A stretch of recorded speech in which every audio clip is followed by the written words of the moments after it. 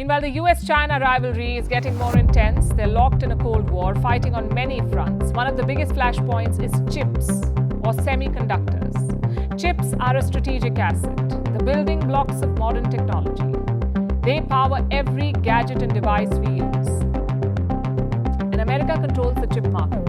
It controls the supply of the most advanced chips. China wants them, but the US has imposed supply restrictions. There are sweeping sanctions. China does not have access to chips or chip-making tools. ಪ್ರಪಂಚದಲ್ಲೇ powerful weapon ಅಂದರೆ ಒಂದು missile ಅಲ್ಲ, ಒಂದು semiconductor chip ಅಂತ ಹೇಳ್ಬೋದು. ಈ ವಿಡಿಯೋದಲ್ಲಿ ನಾವು ಒಂದು ಸೆಮಿಕಂಡಕ್ಟರ್ ಚಿಪ್ ಅಂದರೆ ಏನು, ಅದು ಹೇಗೆ ಕೆಲಸ ಮಾಡುತ್ತೆ, ಅದನ್ನು ಎಲ್ಲಿ ಮ್ಯಾನುಫ್ಯಾಕ್ಚರ್ ಮಾಡ್ತಾರೆ, ಅದರ ಮ್ಯಾನುಫ್ಯಾಕ್ಚರಿಂಗ್ ಕಂಟ್ರೋಲ್ ಯಾರು ಮಾಡ್ತಿದ್ದಾರೆ, ಮತ್ತು ಈ ಚಿಪ್ಗೂ ಜಿಯೋ ಪೊಲಿಟಿಕ್ಸ್ಗೂ ಇರೋ ಸಂಬಂಧ ಏನು ನೋಡೋಣ ಬನ್ನಿ. ಈ ಚಿಪ್ನ ಎಲ್ಲಿ ಯೂಸ್ ಮಾಡ್ತಾರೆ ಅಂತ ಸಿಂಪಲಾಗಿ ಹೇಳಬೇಕು ಅಂದರೆ, ನಾವು ಯೂಸ್ ಮಾಡ್ತಿರೋ ಮೊಬೈಲಿಂದ ಹಿಡಿದು ಮಿಲಿಟ್ರಿ ಅವ್ರು ಬಳಸೋವಂಥ ಮಿಸೈಲ್ವರೆಗೂ ಇದನ್ನು ಯೂಸ್ ಮಾಡ್ತಾರೆ. ಒಂದು ಚಿಪ್ ಹೇಗೆ ಕೆಲಸ ಮಾಡುತ್ತೆ ಅಂದರೆ, ನಿಮಗೆಲ್ಲ ಗೊತ್ತಿರೋ ಹಾಗೆ ಇದನ್ನು ಸಿಲಿಕಾನಿಂದ ಮಾಡಿರ್ತಾರೆ. ಒಂದು ಚಿಪ್ನಲ್ಲಿ ಬಿಲಿಯನ್ಸ್ ಆಫ್ ಟ್ರಾನ್ಸಿಸ್ಟರ್ಸ್ ಇರ್ತವೆ. ಅವು ಸ್ವಿಚಸ್ ಥರ ಆಕ್ಟ್ ಮಾಡಿ ಡಿಫ್ರೆಂಟ್ ಟೈಪ್ಸ್ ಆಫ್ ಲಾಜಿಕ್ನ ಪರ್ಫಾರ್ಮ್ ಮಾಡುತ್ತೆ. ಆ ಲಾಜಿಕ್ಗಳು ಲೆಕ್ಕಾಚಾರ ಆಗಿ ಕಂಪ್ಯೂಟಿಂಗ್ ನಡೆಯುತ್ತೆ. ಆ ಕಂಪ್ಯೂಟಿಂಗಿಂದ ಮಾಡರ್ನ್ ವರ್ಲ್ಡ್ ನಡೀತಿದೆ. ಇವಾಗ ಜಸ್ಟ್ ಥಿಂಕ್ ಮಾಡಿ, ಇಷ್ಟೆಲ್ಲ ಪವರ್ಫುಲ್ ಇರೋವಂಥ ಈ ಚಿಪ್ಗಳನ್ನ ಯಾರು ಮ್ಯಾನುಫ್ಯಾಕ್ಚರ್ ಮಾಡ್ತಾರೆ, ಇದರ ಸಪ್ಲೈ ಚೈನ್ನ ಯಾರು ಕಂಟ್ರೋಲ್ ಮಾಡ್ತಾರೆ, ಮತ್ತು ಈ ಚಿಪ್ಗಳು ಇನ್ವೆಂಟ್ ಆಗೋದಕ್ಕೂ ಮುಂಚೆ ಏನು ಬಳಸ್ತಿದ್ರು ಅಂತ ಒಂದು ಸಲ ನೋಡೋಣ ಬನ್ನಿ. ಸೆಮಿಕಂಡಕ್ಟರ್ ಚಿಪ್ ಇನ್ವೆಂಟ್ ಆಗೋದಕ್ಕೂ ಮುಂಚೆ ವ್ಯಾಕ್ಯೂಮ್ ಟ್ಯೂಬ್ಸ್ನ ಯೂಸ್ ಮಾಡ್ತಿದ್ರು. ಇದರ ಪ್ರಾಬ್ಲಮ್ ಏನು ಅಂದರೆ, ತುಂಬ ಹೀಟ್ ಜನ್ರೇಟ್ ಮಾಡೋದು, ಎಫಿಷಿಯನ್ಸಿ ಕಮ್ಮಿ, ತುಂಬ ಎಲೆಕ್ಟ್ರಿಸಿಟಿ ಬಳಸೋದು, ಮತ್ತು ಕಂಪ್ಯೂಟರ್ ಸೈಜ್ ತುಂಬ ದೊಡ್ಡದಿರೋದು. 1947 ಬೆಲ್ ಲ್ಯಾಬ್ಸ್ನಲ್ಲಿ ಮೊದಲನೇ ಟ್ರಾನ್ಸಿಸ್ಟರ್ ಇನ್ವೆಂಟ್ ಆಗುತ್ತೆ. ಇದನ್ನು ಮೂವರು ಸೈಂಟಿಸ್ಟ್ ಇನ್ವೆಂಟ್ ಮಾಡಿರ್ತಾರೆ.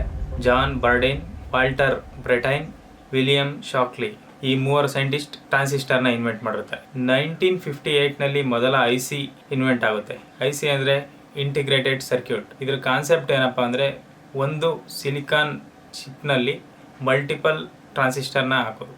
ಇದನ್ನ 2 ಸಪ್ರೇಟ್ ಇನ್ವೆಂಟರ್ಸ್ ಇನ್ವೆಂಟ್ ಮಾಡಿರ್ತಾರೆ. Jack Kilby, Texas Instruments, Robert Noyce, Fairchild semiconductor. ಈ 2 ಕಂಪ್ನಿಗಳ ಜೊತೆ ಸೇರಿ ಈ ಇನ್ವೆಂಟರ್ಸ್ ವರ್ಕ್ ಮಾಡಿರ್ತಾರೆ. 1971ನಲ್ಲಿ ಇಂಟೆಲ್ ತನ್ನ ಮೊದಲನೇ ಮೈಕ್ರೋ ಪ್ರೊಸೆಸರ್ನ ಇನ್ವೆಂಟ್ ಮಾಡುತ್ತೆ.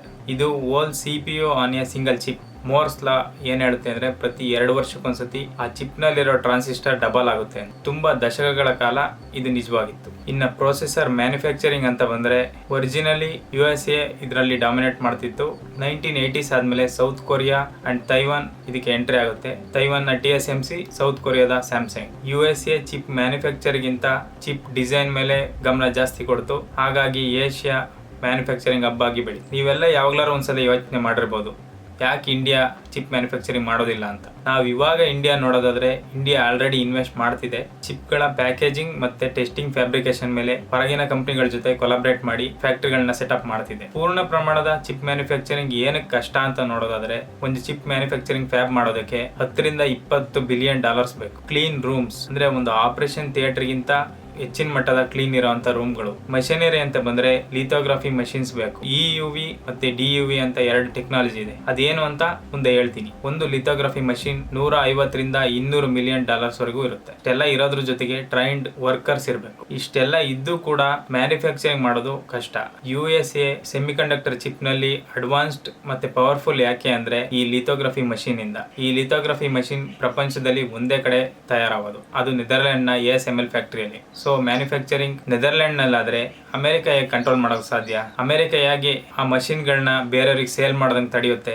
ಹೇಗೆ ಅಮೆರಿಕ ಇದನ್ನ ಕಂಟ್ರೋಲ್ ಅಲ್ಲಿ ಇಟ್ಕೊಳ್ಳೋಕೆ ಸಾಧ್ಯ ಅಂತ ನೋಡೋದಾದ್ರೆ, ಲಿಥೋಗ್ರಫಿ ಮಷಿನ್ ನಲ್ಲಿ 2 ತರದ ಟೆಕ್ನಾಲಜಿ, EUV ಮತ್ತೆ DUV ಅಂತ. ನಾವು ಮಾಡರ್ನ್ ಚಿಪ್ ಗಳನ್ನ ಮ್ಯಾನುಫ್ಯಾಕ್ಚರ್ ಮಾಡಬೇಕು ಅಂದ್ರೆ EUV ಮಿಷಿನ್ಸ್ ಅತ್ಯಗತ್ಯ. ಈ ಲಿಥೋಗ್ರಫಿ ಮಷಿನ್ ಮತ್ತೆ ಅಮೆರಿಕ ಆಗಿರೋ ಸಂಬಂಧ ನೋಡೋದಾದ್ರೆ, ಈ ಮಷಿನ್ ನ ತುಂಬಾ ಪಾರ್ಟ್ಸ್ ಗಳು ಅಮೆರಿಕದಲ್ಲಿ ಮ್ಯಾನುಫ್ಯಾಕ್ಚರ್ ಆಗುತ್ತೆ, ಡಿಸೈನ್ ಆಗುತ್ತೆ. ಅದ್ರ ಪೇಟೆಂಟ್ ಈ ಲಿಥೋಗ್ರಫಿ ಮಷಿನ್ ನಲ್ಲಿ ಪ್ರೋಸೆಸ್ ಮಾಡುವಂತ ಪ್ರೋಸೆಸ್ಗೂ ಕೂಡ ಅಮೆರಿಕ ಪೇಟೆಂಟ್ ಮಾಡಿದೆ. ಕೆಲವು ಮಿಷಿನ್ಸ್ ಜರ್ಮನಿಯಿಂದ ಬರ್ಬೋದು, ಜಪಾನ್ ಇಂದ ಬರ್ಬೋದು, ಆದ್ರೆ ಎಲ್ಲವೂ ಕೂಡ ಅಮೆರಿಕ ಕಂಟ್ರೋಲ್ ನಲ್ಲೇ ಇರೋದು. ಹಾಗಾಗಿ ನೆದರ್ಲ್ಯಾಂಡ್ ನಲ್ಲೇ ಮ್ಯಾನುಫ್ಯಾಕ್ಚರ್ ಆದ್ರೂ ಕೂಡ ಇದನ್ನ ಅಫೋರ್ಡ್ ಮಾಡೋದು ಕಷ್ಟ. ಅಮೆರಿಕ ಜೊತೆ ಸಂಬಂಧ ಸರಿ ಇಲ್ಲ ಅಂದ್ರೆ ಯಾರೋ ಮಾಡರ್ನ್ ಚಿಪ್ ನ ಡಿಸೈನ್ ಮಾಡೋದು ಕಷ್ಟ. ಈವನ್ ಟಾಪ್ ಡಿಸೈನಿಂಗ್ ಸಾಫ್ಟ್ವೇರ್ ಕೂಡ ಅಮೆರಿಕದ ಹತ್ರನೇ ಇರೋದು. ಯಾರು ಮಾಡರ್ನ್ ಕಟಿಂಗ್ ಎಡ್ಜ್ ಚಿಪ್ಗಳನ್ನ ಮ್ಯಾನುಫ್ಯಾಕ್ಚರ್ ಮಾಡ್ತಾರೆ ಅಂದ್ರೆ ತೈವಾನ್ 55 to 60% ಮ್ಯಾನುಫ್ಯಾಕ್ಚರ್ ಮಾಡುತ್ತೆ. ಇನ್ ಮಿಕ್ಕಿದ್ದು ಅಮೆರಿಕಾದ ಇಂಟೆಲ್ ಮತ್ತೆ ಸ್ಯಾಮ್ಸಂಗ್ ಮ್ಯಾನುಫ್ಯಾಕ್ಚರ್ ಮಾಡುತ್ತೆ. ಇವಾಗ TSML ಮತ್ತೆ ಸ್ಯಾಮ್ಸಂಗ್ ಅಮೆರಿಕಾದಲ್ಲಿ ತನ್ನ ಹೊಸ ಮ್ಯಾನುಫ್ಯಾಕ್ಚರಿಂಗ್ ಫ್ಯಾಬ್ ನ ಓಪನ್ ಮಾಡ್ತಿದೆ. ನಮ್ಮ ದೇಶದಲ್ಲಿ ತುಂಬಾ ಜನ ಚೈನಾನ ಅಮೆರಿಕಾಗಿಂತ ಪವರ್ಫುಲ್ ಅಂತ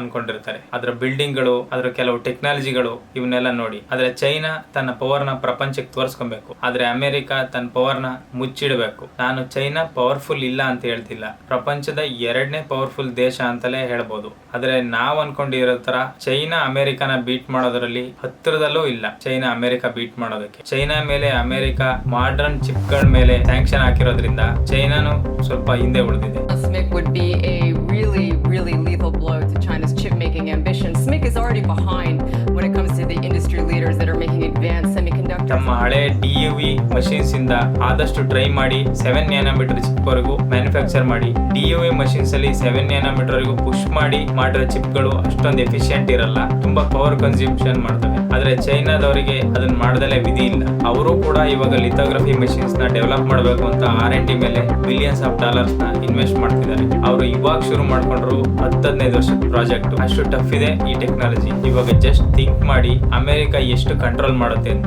ಈವನ್ ಚೈನಾ ಕೂಡ ಸ್ಟ್ರಗಲ್ ಮಾಡ್ತಿದೆ ಅಮೆರಿಕ ಸ್ಯಾಂಕ್ಷನ್ ಇಂದ. ನಾವ್ ಯಾವತ್ತೂ R&D ಮೇಲೆ ಫೋಕಸ್ ಮಾಡಬೇಕು, R&D ಮೇಲೆ ಇನ್ವೆಸ್ಟ್ ಮಾಡಬೇಕು. ಮುಂದೆ ದೇಶದ ಫ್ಯೂಚರ್ ನೋಡೋದಾದ್ರೆ, ದೇಶ ಪವರ್ಫುಲ್ ಆಗ್ಬೇಕು ಅಂದ್ರೆ R&D ಸ್ಟ್ರಾಂಗ್ ಇರಬೇಕು, R&D ಮೇಲೆ ಇನ್ವೆಸ್ಟ್ಮೆಂಟ್ ಜಾಸ್ತಿ ಇರಬೇಕು. ಮತ್ತೆ ನಾವ್ ಎಲ್ಲದಕ್ಕೂ ಚೈನಾನ ಕಂಪೇರ್ ಮಾಡೋದಕ್ಕಾಗೋದಿಲ್ಲ. ಚೈನಾದಲ್ಲಿ ಡಿಬೇಟ್ ಅನ್ನೋದೇ ಇಲ್ಲ, ಅವ್ರು ಹೇಳಿದ್ದನ್ನ ನಾವು ಕೇಳಬೇಕು ಅಷ್ಟೇನೆ ಇರೋದು. ಇಲ್ಲಿ ನಾವ್ ಹೇಳಿದಕ್ಕೆಲ್ಲ ಡಿಬೇಟೇ ಇರೋದು. ನಾವು ಡಿಬೇಟ್ ಮಾಡ್ಕೊಂಡೆ ಇಷ್ಟ ಲೆವೆಲ್ಗೆ ಬಂದಿದೀವಿ ಅಂದ್ರೆ ಅದೇ ಗ್ರೇಟ್ ಆಗಿರೋದು. ಆದ್ರೆ ಗ್ರೇಟ್ ಅನ್ಕೊಂಡು ಕೂತಿರ್ಬಾರ್ದು. ಮುಂದೆ ಏನ್ ಮಾಡ್ಬೇಕು ದೇಶ ಅಂತ ನೋಡೋದಾದ್ರೆ, ಫ್ಯೂಚರ್ ಅಂತ ನೋಡೋದಾದ್ರೆ ನಾವು ಕ್ರಿಟಿಕಲ್ ಆಗಿ ಥಿಂಕ್ ಮಾಡಿ ಮುಂದೆ ಏನ್ ಮಾಡ್ಬೇಕು ಅಂತಲೇ ಯೋಚನೆ ಮಾಡ್ಬೇಕು. ಇನ್ಮೇಲಾದ್ರೂ R&D ವ್ಯಾಲ್ಯೂ ಏನು ಅಂತ ತಿಳ್ಕೊಂಡ್ರೆ ಅಷ್ಟೇ ಸಾಕು.